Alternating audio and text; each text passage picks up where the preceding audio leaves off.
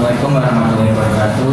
Sebelumnya izinkan saya perkenalkan diri. Saya Iman Arya Bisa Putra, perwakilan dari nomor 7 mahasiswa Universitas Dian Sumantoro Sumatera. Pada kesempatan kali ini saya dan rekan-rekan satu kelompok saya meminta izin untuk mewawancarai sekaligus ingin menggali ilmu mengenai kewirausahaan.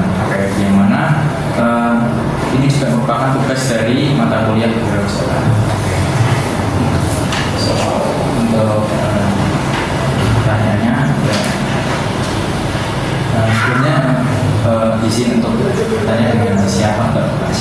Kalau saya Daniel di sini di Nori Inovasi sebagai direktur operasional. Mas, ini untuk langsung saja ke pertanyaan pertama. Latar belakang boleh saya tahu bagaimana latar belakang atau motivasi awal berdirinya usaha ini, Pak? Apakah ada pengalaman pribadi atau peluang tertentu yang mendorong dimulainya usaha ini? Oke, latar belakang ini sebenarnya agak serius-serius amat ya. Jadi dulu itu saya sama Pak Nur itu dari kuliah kita lulusan di dulu namanya sistem komputer, sekarang hanya komputer berganti nama jurusannya. Nah, itu waktu kita kuliah itu kita pernah nonton film ya, namanya Resmen Turbo, itu drama Jepang.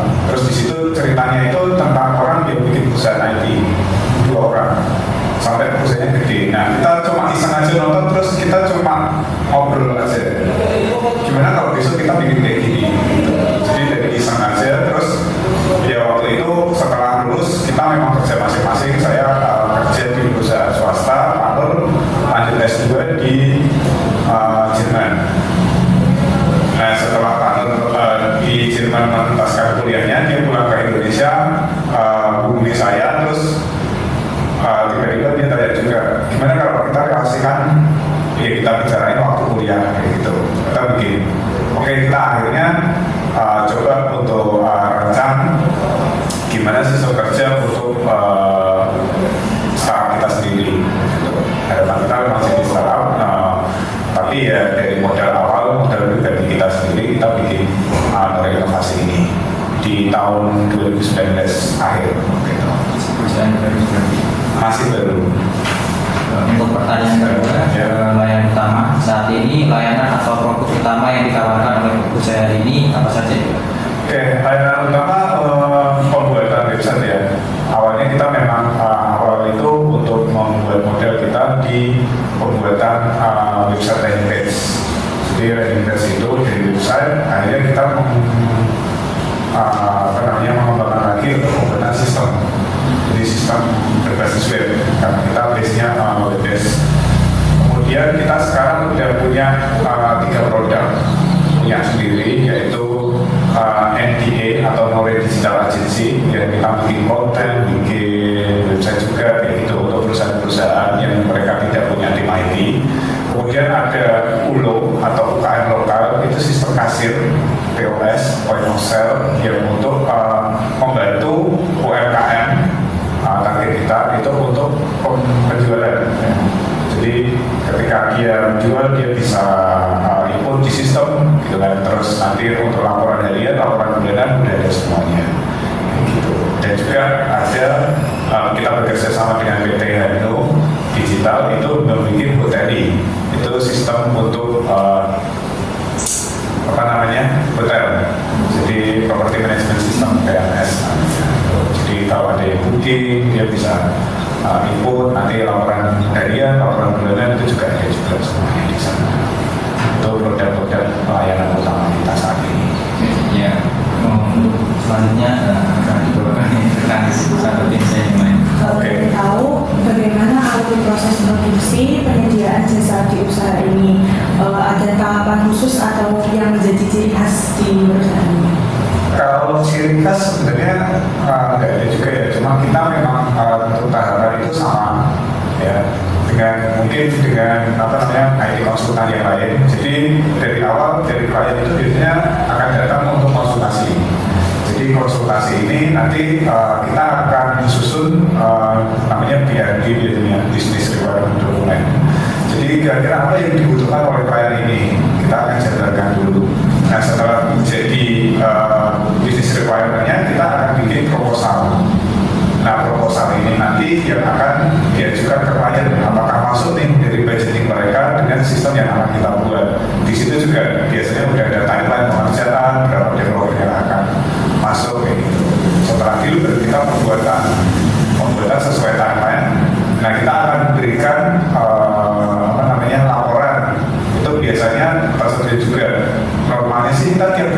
kali kayak gitu. Jadi tiap 2 minggu kita akan report ke klien sampai mana nih prosesnya kayak gitu, sampai akhirnya selesai dan pelunasan akhirnya live server kayak gitu. Nah di sini kita mungkin yang agak beda dari yang lain, itu kita juga menyediakan jasa maintenance-nya kayak gitu. Jadi semua server dan program ini kita yang maintenance. Jadi klien itu tidak perlu punya tim IT, mereka kayak menyewa tim IT kita kayak gitu.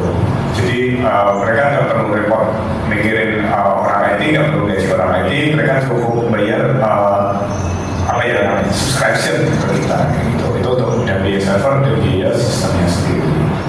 Seperti itu. Untuk pertanyaan yang tentang target pasar, ini kan target pasarnya sudah jelas untuk UMKM kan ya? Itu untuk pulau. Kalau pulau kan UKM lokal ya, karena itu targetnya memang untuk UMKM. Tapi kalau sistem sendiri kita lebih umum sih, karena kita juga punya klien di mancanegara udah. Jadi kita udah pernah punya klien di Australia, itu bikin jadi sampai masnya udah jadi ya, udah breakdown. Kita juga ada klien dari Singapura, itu masih langganan sampai sekarang sama kita. Jadi kita masih melakukan dan mengembangkan lebih lanjut lagi kayak gitu. Perkenalkan dulu saya Ujung Segalia kan. Modelnya kalau kendala atau tantangannya menjalankan usaha ini itu apa sih? Kalau kendala atau tantangan sebenarnya di manajemen ya. Jadi awal kita memang masih 2 orang, sampai sekarang kan karyawan sudah 35 orang. Jadi kita tantangannya adalah gimana kita memanage 35 orang itu.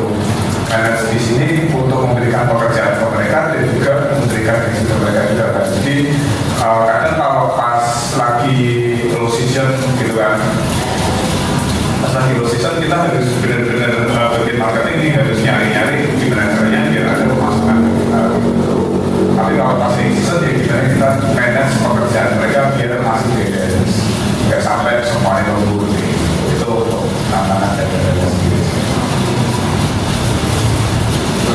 Untuk yang ini digital marketing itu usaha ini memanfaatkan digital marketing itu sejauh mana sih perkembangannya itu? Kalau digital marketing pasti ya, karena kita sendiri juga punya produk lagi ya untuk digital marketing itu kita juga memberikan digital marketing untuk klien-klien kita yang membutuhkan. Jadi kita juga tawarkan digital marketing sendiri, kita lebih fokus sekarang ke Google. Jadi kita banyak pakai Google Ads dan ini mulai pengembangan ke Meta. Terus yang terakhir, mohon maaf sebelumnya ini bertanya tentang pengelolaan keuangan. Bagaimana sistem pengelolaan keuangan yang digunakan saat ini? Apakah sudah menggunakan digital atau masih manual? Kita masih hybrid. Jadi saat ini kita juga mengembangkan sistem untuk keuangan kita sendiri, udah digunakan juga.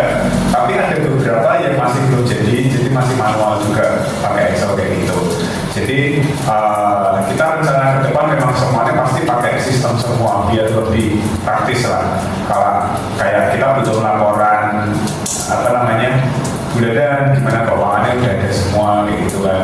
Laporan harian gaji maupun untuk pajak nih. Biasanya kan kita harus laporan pajak itu udah kita atur semua, udah kita desain, cuma belum pengerjaan itu belum sempurna 100%. Jadi kita masih ada pengembangan untuk sistem finance kita sendiri.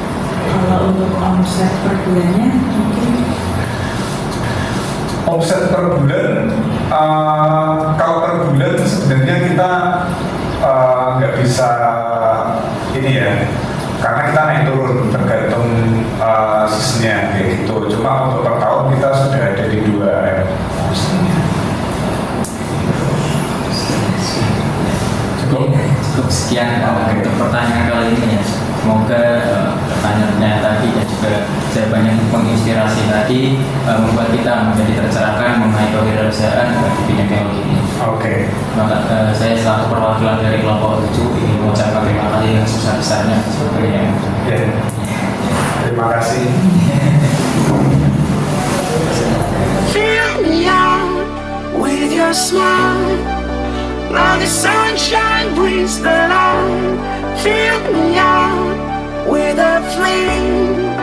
I will let you in this game.